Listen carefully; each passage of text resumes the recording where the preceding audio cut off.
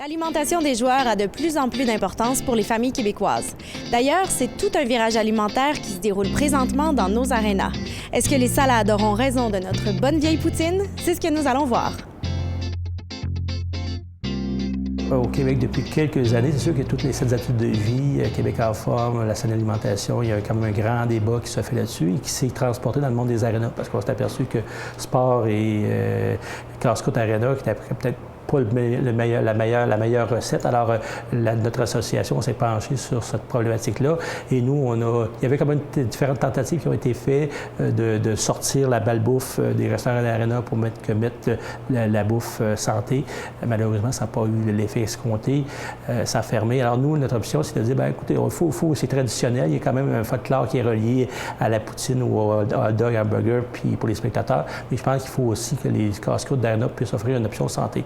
Alors, notre position, c'est de dire oui à la traditionnelle cuisine, mais aussi que les gens qui veulent avoir une cuisine santé peuvent avoir aussi accès à une cuisine santé dans les casse-croûtes d'Arena. Alors, c'est ce qu'on propose actuellement à nos gestionnaires, aux gestionnaires d'Arena.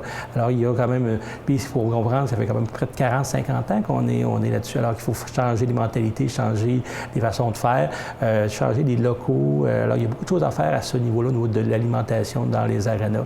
Puis aussi, nous, on dit, il y a toujours il y a le client devant le comptoir qui est tout à demander, puis derrière le comptoir aussi les personnels qui sont là depuis longtemps, qui ont créé des habitudes.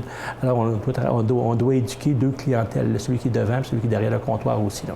Il faut comprendre qu'il y a 20 ans, le casse-croûte de l'Arena était le casse-croûte ouvert à l'automne et l'hiver. Après, les casse-croûtes d'été étaient fermés. Alors, on se retrouvait, c'est là qu'il y avait des frites, du café, il y avait différentes affaires. Alors, on allait à l'Arena pour déguster ou pour se faire plaisir.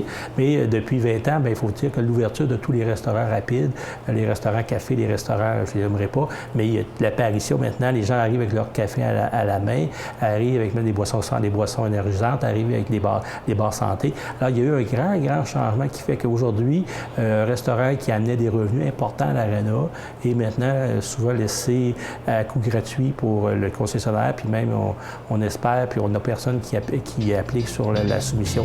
Stephen Cabana du complexe GM Thibault à Sherbrooke témoigne du succès de cette nouvelle formule santé implantée il y a bientôt 5 ans. On est parti à la recherche d'un opérateur de restaurant qui serait intéressé d'opérer dans un complexe sportif comme le nôtre. Puis, on a trouvé à Sherbrooke une chaîne de restaurants qui offre des plats, je dirais, inspirés de cuisine italienne. Donc, les pâtes sont une portion importante du menu. Puis ensuite, c'est des panini et je dirais, des assiettes santé en vogue. La réaction, ça a été, au départ, un peu cocasse, mais souvent, on a vu des situations où les mamans ont dit au papa, « Bien, sais-tu, je vais y aller ce soir, puisque la pratique du fiston est au complexe sportif Thibault GM. Je vais y aller, puis la mère de l'autre joueur va être là aussi, puis on va prendre une coupe de vin, puis on va jaser. » Puis ça, on a vu ça pas mal des premières années quand on abordait le sujet avec la clientèle. Ils disaient « Non, c'est bien ça. Chez nous, les mamans nous disaient « C'est nous, quand on vient à la pratique chez vous, ça nous donne l'occasion de participer à l'activité, puis je laisse mon mari à la maison, puis il s'occupe des autres choses. » Puis ça nous a fait rire. Puis c'est là qu'on a rapidement compris que cette clientèle-là veut aussi de la variété, veut aussi de la qualité, veut avoir le choix. Et chez nous, bien, ils peuvent commander un grilled cheese, ça existe, mais ils ont surtout des choix, je dirais, plus santé. Aucune friture, pas de chips, pas de croustilles, pas de barre de chocolat, ça n'existe pas. Puis c'est ce qui fait qu'aujourd'hui, je vous dirais, moi, j'ai 3 garçons qui jouent dans les réseaux provinciaux, là, puis je cherche les endroits où on peut manger de cette manière-là. C'est devenu comme un réflexe. Je sais qu'on peut trouver des hot dogs un peu partout. J'aime ça en manger aussi. Mais on a de la difficulté à trouver des infrastructures qui ont pris ce virage-là.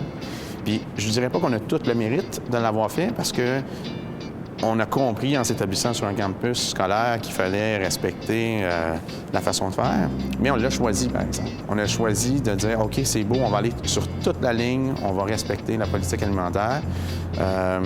Puis aujourd'hui, comme je disais au début, on y pense plus. On pense plus à ça. Pour nous, c'est un dossier de régler. Puis Je suis content là, que ça fasse surface puis que ça devienne un enjeu parce on peut dire qu'il y a des endroits où ça a fonctionné, ça fonctionne toujours, puis je suis convaincu que ça va continuer de fonctionner.